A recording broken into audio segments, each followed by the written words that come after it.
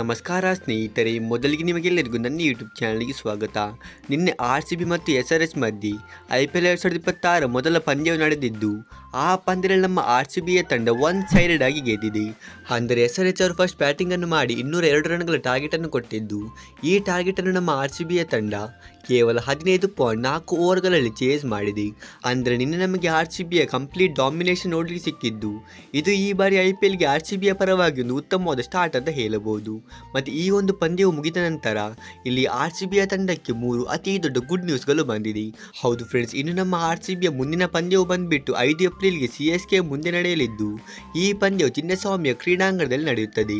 ಅಂದರೆ ಈ ಪಂದ್ಯಕ್ಕೆ ಇನ್ನೂ ಕೂಡ 7 ದಿನಗಳು ಬಾಕಿ ಇದ್ದು, ಈ ಪಂದ್ಯಕ್ಕಿಂತ ಮುಂಚೆ RCBಯ ಪರವಾಗಿ 3 ಅತಿ ದೊಡ್ಡ ಗುಡ್ ನ್ಯೂಸ್ಗಳು ಬಂದಿದೆ. ಸೊ ಇವತ್ತಿನ ಈ ವಿಡಿಯೋದಲ್ಲಿ ನಾವು RCBಯ ಬಗ್ಗೆ ಬರುತ್ತಿರುವ ಈ ಕೆಲವು ಗುಡ್ ನ್ಯೂಸ್ಗಳು ಯಾವುದಂತ ಮಾತಾಡಲಿಕ್ಕೆ ಇದ್ದೇವೆ. ಆದರೆ ಈ ವಿಡಿಯೋವನ್ನು ಶುರು ಮಾಡೋದಕ್ಕಿಂತ ಮುಂಚೆ ನೀವೇನಾದರೂ ನನ್ನ ಯೂಟ್ಯೂಬ್ ಚಾನಲ್ಗೆ ಹೊಸಬರಾಗಿದ್ದರೆ ನೀವು ಬೇಗನೆ ಚಾನಲನ್ನು ಸಬ್ಸ್ಕ್ರೈಬ್ ಮಾಡಿಕೊಂಡು ವಿಡಿಯೋವನ್ನು ಕೂಡ ಲೈಕ್ ಮಾಡಿಕೊಳ್ಳಿ. ಸೊ ಹಾಗಾದರೆ ನಾವು ಇನ್ನೂ ಮಾಡದೆ ಬೇಗನೆ ಈ ವಿಡಿಯೋವನ್ನು ಶುರು ಮಾಡೋಣ. ಮೊದಲ ಗುಡ್ ನ್ಯೂಸ್ ಬಂದ್ಬಿಟ್ಟು RCBಯ ಫಾಸ್ಟ್ ಬೌಲಿಂಗ್ ಬಗ್ಗೆ ಮಾಡ್ತಾ ಇದ್ದು, ಎಲ್ಲರಿಗೂ ಕೂಡ ಗೊತ್ತೇ ಇದೆ, ಜಾಸ್ ಹೇಜಲ್ವುಡ್ ಅವರಿಗೆ ಇಂಜರಿ ಇದ್ದ ಕಾರಣ ಇವರು ಫಸ್ಟ್ ಮ್ಯಾಚ್ ಅನ್ನು ಮಿಸ್ ಮಾಡಿದ್ರು. ಹಾಗಾಗಿ ನಿನ್ನೆಯ ಪಂದ್ಯದಲ್ಲಿ ಜಾಕೋಬ್ ಡೆಫ್ಯೂರ್ ಡೆಬ್ಯೂವನ್ನು ಮಾಡಿದ್ದು, ಇವರು ತನ್ನ ಡೆಬ್ಯೂ ಪಂದ್ಯದಲ್ಲಿ ಅದ್ಭುತವಾದಂಥ ಪರ್ಫಾರ್ಮೆನ್ಸ್ ಅನ್ನು ಕೊಟ್ಟರು. ಅಂದರೆ ಇವರಲ್ಲಿ ಹಾಕಿರುವ 4 ಓವರ್ಗಳಲ್ಲಿ 22 ರನ್ ಅನ್ನು ಕೊಟ್ಟು 3 ಮೇನ್ ವಿಕೆಟ್ ಅನ್ನು ಗಳಿಸಿದ್ದು, ಇದು ಅಂತೂ ನಮ್ಮ RCBಗೆ ಆಣೆ ಬಲ ಬಂದಂತಾಗಿದೆ. ಯಾಕೆಂದರೆ ಇವರ ಇಕಾನಮಿ ಕೂಡ ಕೇವಲ 5.50 ಇದ್ದು, ಇವರು ನಿನ್ನೆಯ ಪಂದ್ಯದಲ್ಲಿ ಮ್ಯಾನ್ ಆಫ್ ದ ಮ್ಯಾಚ್ ಕೂಡ ಆದರು. ಮತ್ತು ಇವರು ಜಾಸ್ ಹೇಜಲ್ವುಡ್ ಅವರಂತೆ ಬ್ಯಾಕ್ ಆಫ್ ಲೆಂತ್ ಅಲ್ಲಿ ಬೌಲಿಂಗ್ ಅನ್ನು ಮಾಡಿದ್ದು, ಇವರು ಗಳಿಸಿದ 3 ವಿಕೆಟ್ ಕೂಡ ಬೌನ್ಸರ್ಗೇನೆ ಬಂದಿದೆ. ಮತ್ತು ಈಗಷ್ಟೇ ಬರುತ್ತಿರೋ ರಿಪೋರ್ಟ್ಸ್ ಪ್ರಕಾರ ಜಾಸ್ ಹೇಜಲ್ವುಡ್ ಅವರು CSK ಮುಂದಿನ ಪಂದ್ಯಕ್ಕೆ ಫಿಟ್ ಆಗಲಿದ್ದು, ಇದು ಅಂತೂ RCB ಮ್ಯಾನೇಜ್ಮೆಂಟ್ಗೆ ಒಂದು ಒಳ್ಳೆಯ ತಲೆ ಬಿಸಿಯಾಗಿದೆ. ಯಾಕೆಂದರೆ ಒಂದು ಕಡೆ ಜಾಕೋಬ್ ಡೆಫ್ಯೂರ್ ಅವರು ಅತ್ಯುತ್ತಮವಾಗಿ ಬೌಲಿಂಗನ್ನು ಮಾಡಿದ್ದು, ಇನ್ನೊಂದು ಕಡೆ ಜಾಸ್ ಹೇಜಲ್ವುಡ್ ಅವರು ಕೂಡ ಫಿಟ್ ಆದರೆ ಇಲ್ಲಿ RCBಗೆ ಯಾವ ಆಟಗಾರನನ್ನು ಆಡಿಸ್ಬೇಕಂತವೇ ಗೊತ್ತಾಗೋದಿಲ್ಲ. ನಿಮಗೇನಿಸುತ್ತೆ, CSK ಮುಂದಿನ ಪಂದ್ಯಕ್ಕೆ ಯಾರು ಆಡಬಹುದು? ನೀವು ನನಗೆ ಕಮೆಂಟ್ ಬಾಕ್ಸಲ್ಲಿ ತಿಳಿಸಿ.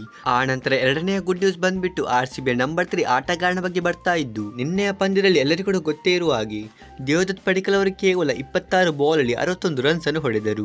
ಅಂದರೆ ಇವರ ಸ್ಟ್ರೈಕ್ ರೇಟ್ ಕೂಡ ಇಲ್ಲಿ 234 ಆಗಿದ್ದು, ಇವರಂತೆ ಇಲ್ಲಿ ಅದ್ಭುತವಾಗಿ ಬ್ಯಾಟಿಂಗ್ ಅನ್ನು ಆಡಿದ್ದಾರೆ.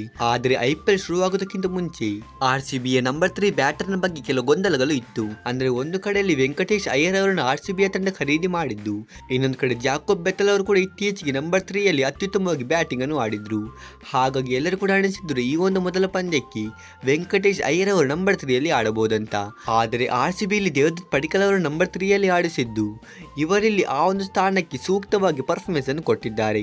ಸೊ ನೀವೇ ಇಲ್ಲಿ ಯೋಚನೆ ಮಾಡಿ, ಜಾಕೋಬ್ ಬೆಥೆಲ್ ಮತ್ತು ವೆಂಕಟೇಶ್ ಅಯ್ಯರ್ ಅಂತ ಬ್ಯಾಕಪ್ ಇರುವಾಗ ನಮ್ಮ RCBಯ ಬ್ಯಾಟಿಂಗ್ ಇಲ್ಲಿ ಎಷ್ಟೊಂದು ಸ್ಟ್ರಾಂಗ್ ಆಗಿ ಇರಬಹುದಂತ.